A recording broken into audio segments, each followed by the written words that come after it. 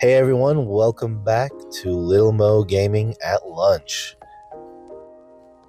This is a little different like last time. I'm not exactly at my lunch break talking right now.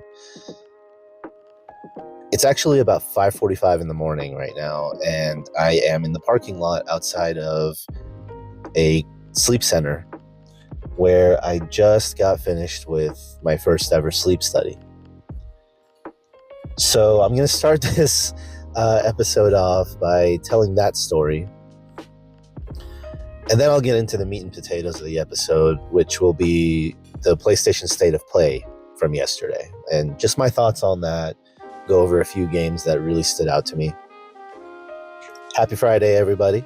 Hope you're doing well. As of this recording, it is 5:45 a.m. on Thursday after my sleep study.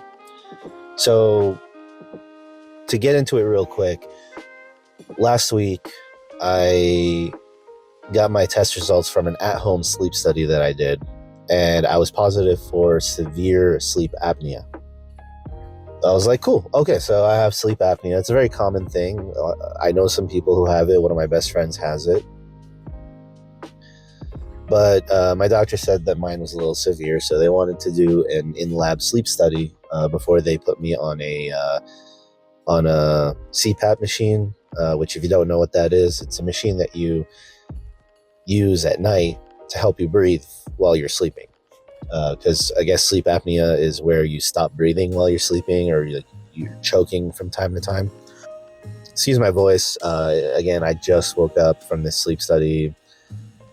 Very surreal experience. It's almost, dare I say, Lynchian, if you know what I mean. So it's almost like something out of a David Lynch movie, is what it felt like to me. Just going into this clinic, having this person that you don't know putting all these wires on you. Yeah, having this person put all these wires on you, and I've never really had I don't have a lot of experience with like surgeries or any kind of procedures like that. So to me, it was really weird sitting there and they're wiring me up. And then they give you this mask that you have to wear, and not only do you have to wear it, but you have to breathe through it. And there were two types of masks. The first one was a nasal mask that sits on your nose, and then the second one was a full face mask that sits on your nose and mouth. And I tried the nose one first because I figured that might be more comfortable. But then she goes and tells me that while I'm using it, it's important that I don't open my mouth. And I'm the kind of person who breathes through my mouth. So that was very difficult to get used to. And as soon as I started getting used to it, I had to get up to the bathroom, so I had to turn it off and then almost start getting used to it again. So I told her, no, I want to do the full face mask. So I put that one on. It was still a little jarring, but we got through it. And eventually I did end up falling asleep, maybe around 11:30, which is actually the usual time I go to bed anyways. But then I slept through the night, and it was pretty, it was just surreal. I kept seeing these dreams that, about the sleep study. I'm in this big facility, and I keep seeing nurses and doctors coming in and doing different things, adding things to my setup, putting wires in my arms and all that kind of stuff, and telling me that it's almost time to wake up. And I honestly thought that I was waking up all night, but I don't know. I guess it was just one of those things where it put me in such a deep sleep that I don't normally go into, which is kind of refreshing, even though it was not as comfortable as it is in your own bed. I imagine if I start wearing this machine at home, I'm going to be a lot more comfortable. The bed that they provided was okay, but it was just a normal basic bed, not like the one you have at home. I'm a firm believer that your bed at your house is the most comfortable bed that you can ever sleep in. Very surreal, walking out at 5:30 in the morning to my car. It's -3 degrees outside and feels like -15 too. So it's like I was in that warm office building, sleeping in this bed with strangers all over, and all the, a mask, breathing through a mask. And then I walk outside and it's like -3 degrees and super, super cold. And I'm actually taking this time to record this while waiting for my windshield to defrost. So that's Colorado for you, at this time of year. I'm still new to the place, so I'm getting used to it. But anyways, I wanted to share my sleep study experience because I literally just walked out of it. But on to the topic for today and getting into gaming.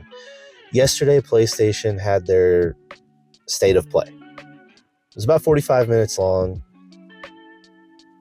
I watched the whole thing, and I have a lot to say about it. I enjoyed it. I see a lot of sentiment online, especially right after. I was seeing like a lot of people on Twitter or X, whatever you want to call it, saying that the State of Play was awful or that it was mid. I mean, sure, there were a lot of rumors that we were going to see, like a Bloodborne remaster or remake. Maybe even just a 60 FPS update to Bloodborne, or like a God of War collection for PS5, or maybe even gameplay for Intergalactic, the new Naughty Dog game. We didn't really get anything like that. But I honestly feel like we got a lot. There were a lot of cool games shown at the State of Play, and I thoroughly enjoyed seeing all this new IP and also old IP that's being revisited. Just to get into it, I wrote down every game that was shown. I'm not going to talk about every single one because it's a lot. I did write down a bunch of the games, and I'll go over just a few. So they started off the show with Monster Hunter. At this point, we've seen plenty of Monster Hunter Wilds. I even played the beta a little bit. It's a great looking game. Definitely looking forward to it. I probably won't play it at launch though. But then after that, they showed a new Shinobi game. And I'm not 100% sure if this is like a reboot of the Shinobi franchise. But if it is, that's really cool. And if it's not, it still looks like a fun little side-scrolling game. And then we went into Sonic Racing. I have a lot to say about Sonic Racing in that, yeah, I mean, it's just Mario Kart with Sonic characters, but it does have its own unique flavor. It's Sonic. You hear the sound of collecting the rings versus collecting, whatever you collect in Mario Kart. And seeing Shadow and Tails and Knuckles and all the Sonic characters in this Mario Kart scenario, I thought that was pretty refreshing, especially because it's been a long time since Mario Kart 8 came out. And we are getting Mario Kart 9 soon, which has already been confirmed. Well, I mean, it's basically been confirmed in the Nintendo Switch 2 trailer that they showed. So yeah, we're going to get Mario Kart 9, but I think it's pretty cool that we're getting something for Sonic as well. Back when I was a kid, or, in like middle school, I used to go to my friend's house, one of my neighbors. He had a GameCube set up, and we would play Sonic Riders all day, which was like a skateboarding, racing Sonic game. Really, really fun. I haven't played it in a long time, but I remember enjoying it a lot. And seeing Sonic Riders kind of gave off those vibes, those nostalgic vibes of just, seeing Sonic and friends gliding around on these different things. Because you can do more than just, go-karts in that game. There's planes, there's boats. I even saw, boards kind of like from Sonic Riders.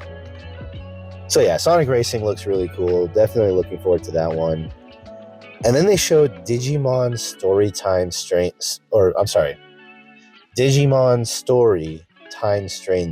was the title.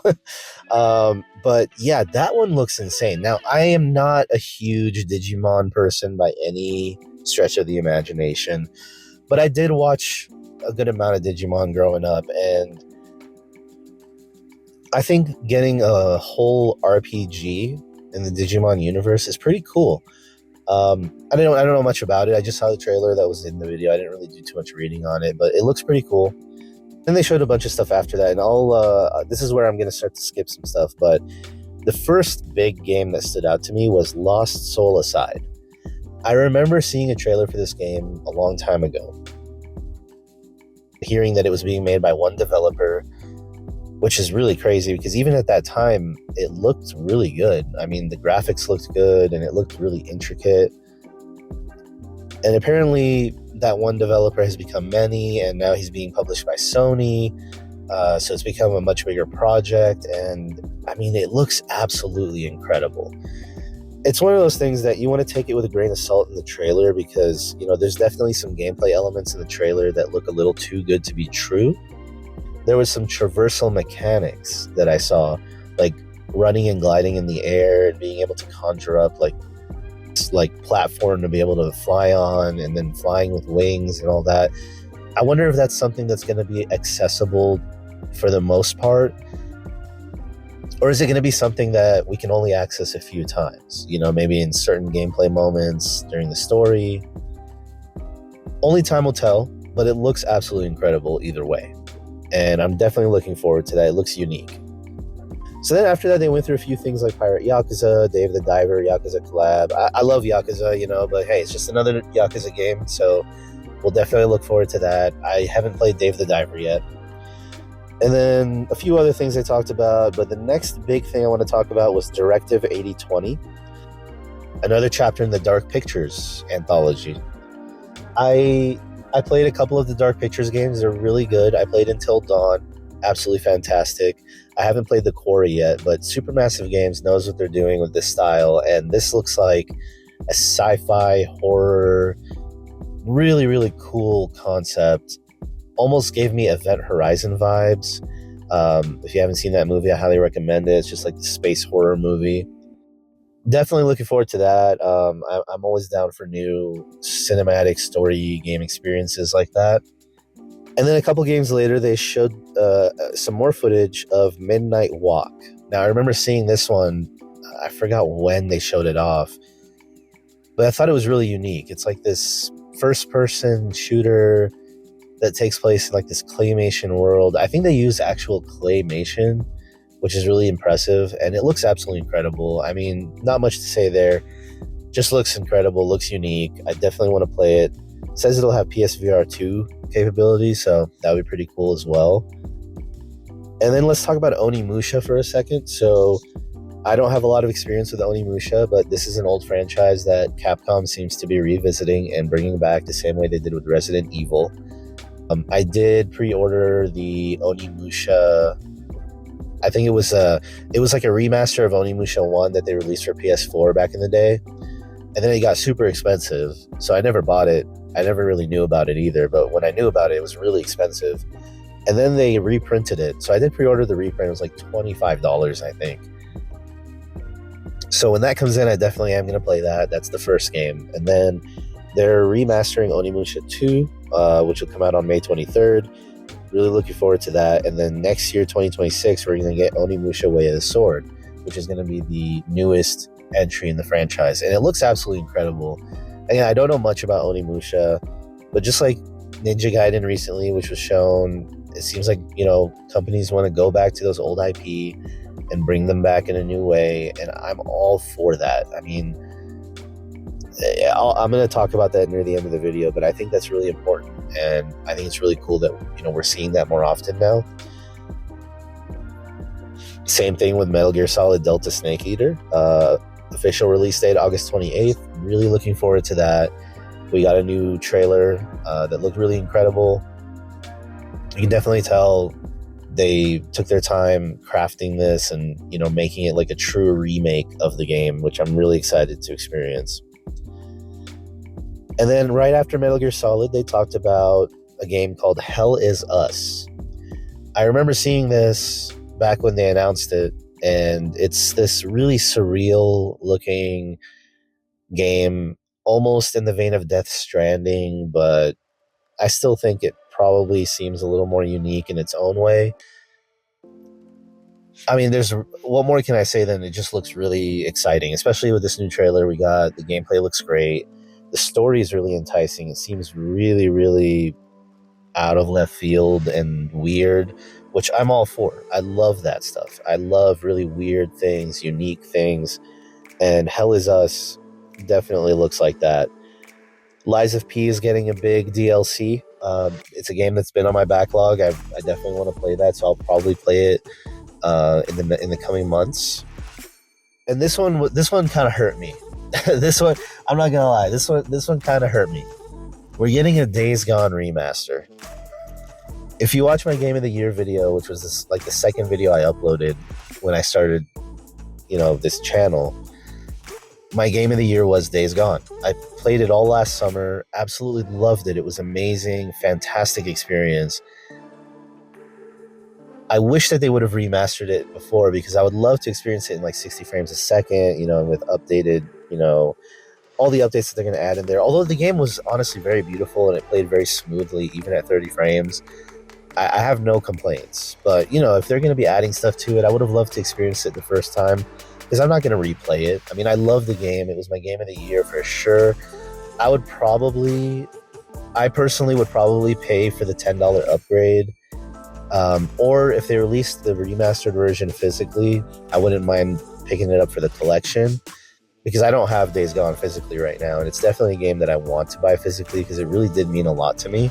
It was an incredible experience for me, so I want to get it physically. If they don't, then I wouldn't be apprehensive to do the $10 upgrade just to experience the Horde mode, because they said they're adding this arcadey Horde mode where you could just fight hordes, and that sounds fun. That's something that I'd probably jump into. But yeah, Days Gone remastered coming out April 25th. Kind of hurts, but we'll move on. So then they talked about a few other things that seemed interesting. We're getting Armored Core 1 through 3 to PS Plus. That's pretty sweet, And then they showed off a few more games here towards the end that are, again, in that vein of being weird and unique. So Tides of Annihilation looks really cool. Almost kind of makes you feel like you're watching, like something like Stellar Blade, which came out last year, but it's a little different than that. I don't know, maybe I'm saying that because it's a female protagonist. No, I mean, it's this really cool like hack and slash action adventure RPG looking thing, and it just looks unique. Again, just has its own style, really stylish, unique character, to play as. It just looks really, really fun. We'll probably see more of that. I'm looking forward to hear more of that. And then we saw something called Metal Eden. I don't know much about this at all, but it looked pretty cool.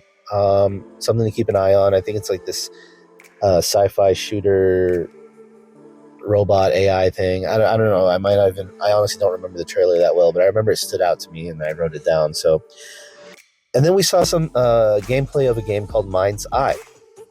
I did not know that the people behind it were people who used to work at Rockstar. It definitely had GTA vibes in the trailer, for sure.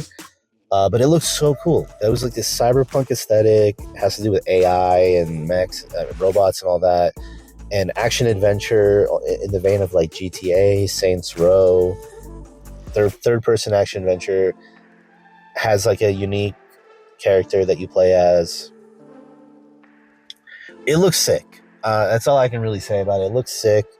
And then after that, we saw the final trailer. The final thing they showed, I guess, was like the big reveal, right? Like, what's the last trailer? This wasn't even gameplay. It was just a cinematic trailer, which I prefer like an actual in-game footage trailer. But I understand if it's that far off, it's probably not ready to show. But it was called Saros, and it's from the people who made Returnal, House Marquee. And I believe that these folks also made Resogun, which was an important game for me. So here in this video, I'm going to try to show some Resogun footage. You've probably already seen it by now, and I'm probably going to try to show some right now. Resogun was a game that released at launch for the PS4. And I remember it was actually one of the big games that released at launch. And it wasn't even that expensive. I think it might have even been free.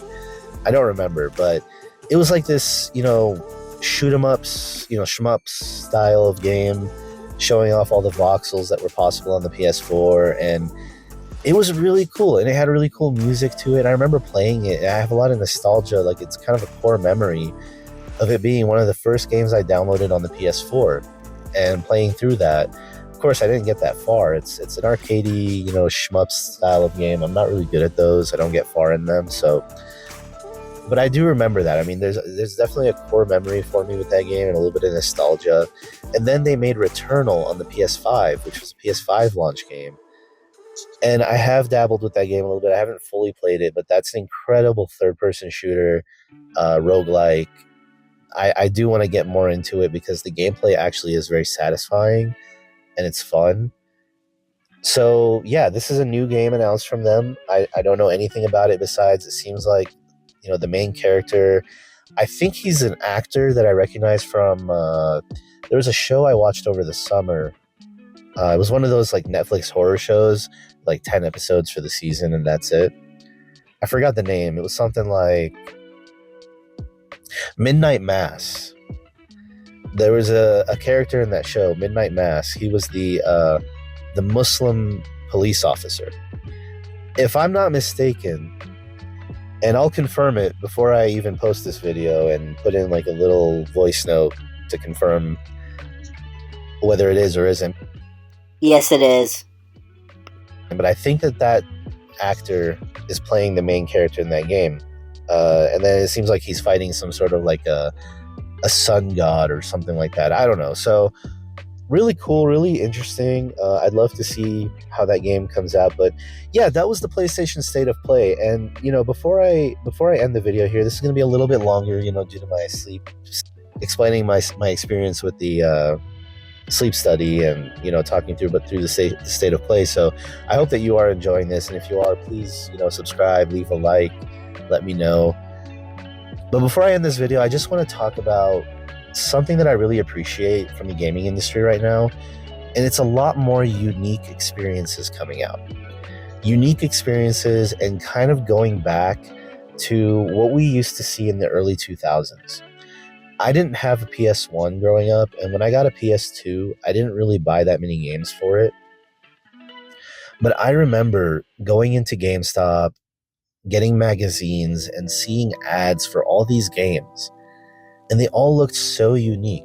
They'd all have like a unique art style, a character, they're very stylish, and action adventure games, RPGs, all this kind of stuff. Everything was different. And, like for example, with the PS1, you had like Final Fantasy, Parasite Eve,